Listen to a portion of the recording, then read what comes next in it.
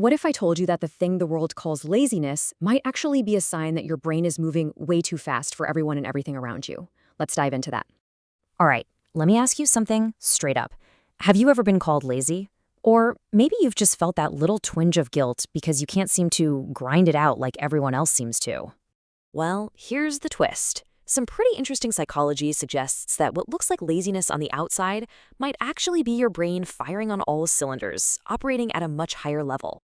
So our first stop is looking at this clash. What happens when you have a fast brain stuck in a slow world? We're going to completely reframe what it means to be bored, burnt out, or just, lost in your own thoughts.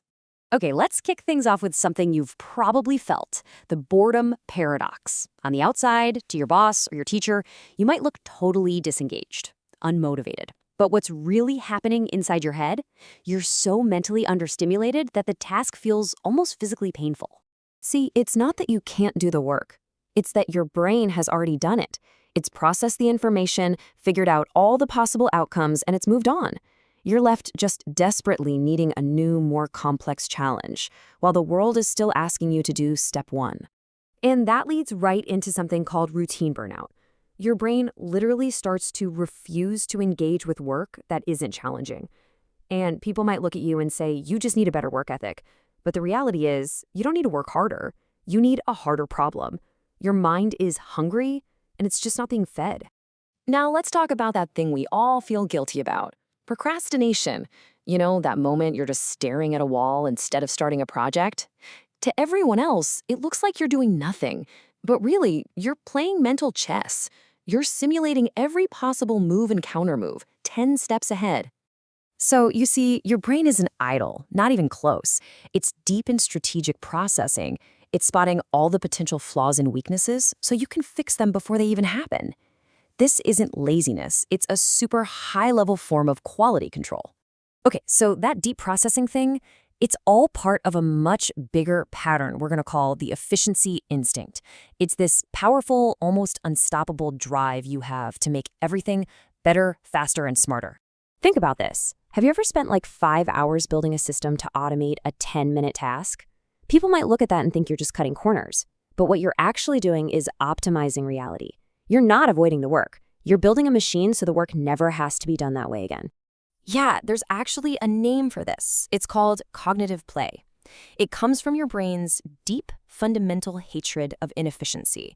It's that fire that makes you want to build systems and find elegant shortcuts, just so no one has to suffer through boring, repetitive manual labor ever again. All right, all of this ties perfectly into our next big idea, protecting your energy. This is about a huge shift in thinking, away from managing the clock and toward managing your own mind. The world is absolutely obsessed with the steady 9-to-5 grind, but your brain, it just doesn't work that way. So what might look like a lazy, inconsistent afternoon is actually something very different. You're not forcing it, you're conserving your mental energy, waiting for your cognitive peak. It's this incredible cycle of deep work, right? First, there's the recharge phase, which is absolutely necessary.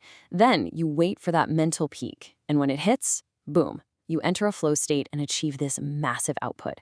You might get a week's worth of work done in just a few hours. It's a totally different rhythm.